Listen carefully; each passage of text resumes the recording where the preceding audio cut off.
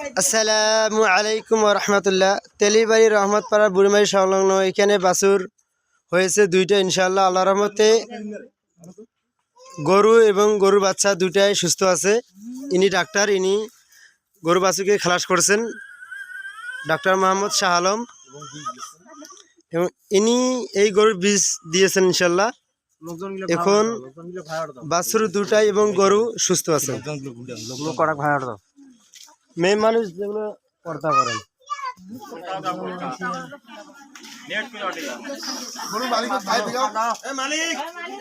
গরু মালিক সামনে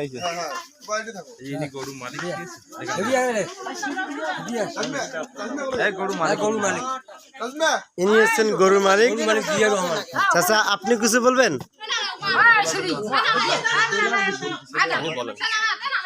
ইনি হচ্ছেন এই গরু মালিক।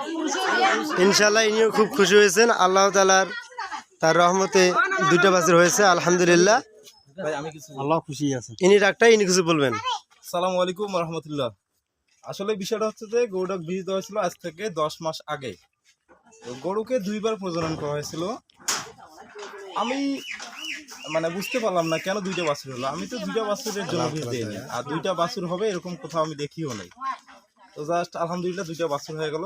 আপনারা দোয়া করবেন যেন বাছুরগুলো ভালোভাবে বড় হয়। হ্যাঁ, আর হচ্ছে যে গরুটার বীজ দেওয়ার পরে অনেক সমস্যা হয়েছিল, ট্রিটমেন্ট করার পর সুস্থ আছে এবং সুন্দর বাছুর হয়েছে ইনশাআল্লাহ। এই যে বাছুরগুলো, ঠিক আছে। খোদা হাফেজ।